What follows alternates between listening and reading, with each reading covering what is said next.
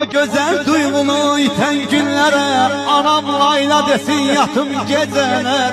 Anam layla desin yatım geceler.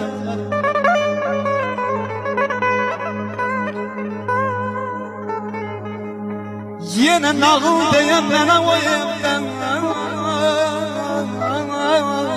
Aman aman aman aman aman aman.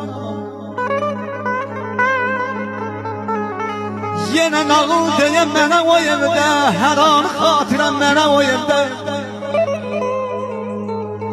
Yine o hayatta, o köhne evde anam layla desin yatım geceler, yatım geceler, yatım geceler.